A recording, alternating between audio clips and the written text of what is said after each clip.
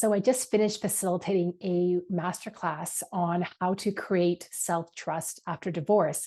And one of the things that I brought up was that our healing journey, whether it's from a divorce or from some other major life change in our life, it never really ends.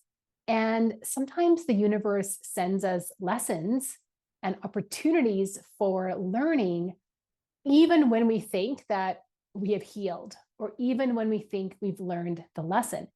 And I wonder if this is the case for you. I'm actually experiencing this right now, straight fresh into the new year. I've had quite a few really interesting, weird things that have happened starting on January 1st.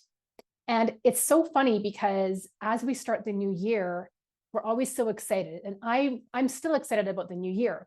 But you kind of start off January 1st by thinking this is a fresh start. It's going to be so great. We're going to have all this momentum. And then boom, sometimes we get a little learning opportunity. And the first one that happened was that one of our revenue properties, we had a midnight move. So the tenants broke their contract and left in the middle of the night. And we found out the next day. And so now we are without income from that particular property. And the other thing that happened was that our puppy got sick. And of course, for those of you who have animals, you know that vets are not inexpensive. And so that was another, quite hefty bill out the door, starting fresh in 2024.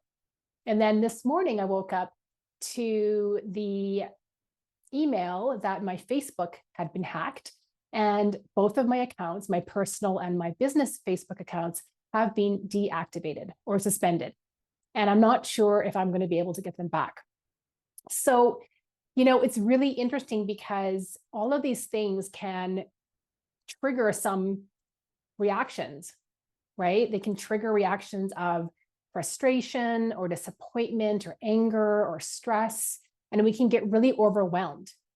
What I'm learning, though, is that I really want to be able to respond to things that happen in my life from a place of more calm, from a place of feeling calm, feeling in control, and knowing that there's some things that are out of my control, and there's no point in getting stressed or anxious or upset about it, even though sometimes we really want to. So it's interesting how the universe is teaching me this lesson of staying calm, staying in control, not letting things trigger me, and maybe how they would a number of years ago. So that's my lesson. And I know that there's gifts in each of these situations. There's always learning opportunities. There's always gifts. I don't really know what all these gifts are going to be.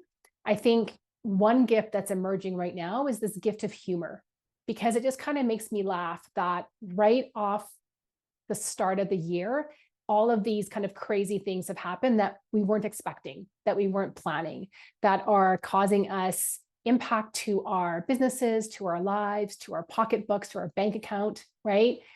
And so I just kind of have to laugh about it and know that God has a sense of humor.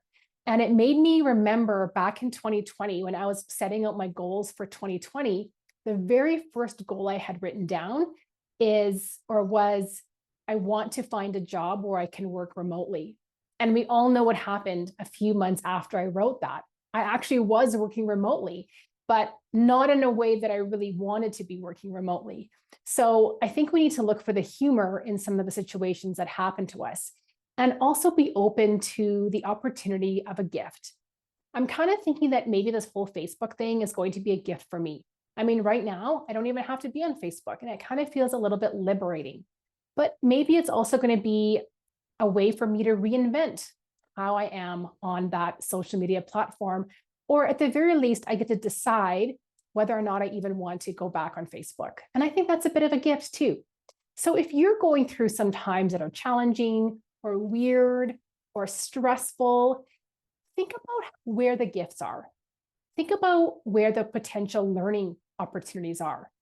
Think about how you can grow and develop as a person.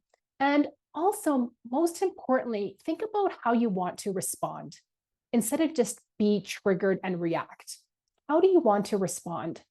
So with that, I wish you a wonderful, happy, prosperous, healthy 2024. I'm so grateful for you. I love that you're part of my community, and I wish you all the best this coming year, and I look forward to staying connected. Bye for now.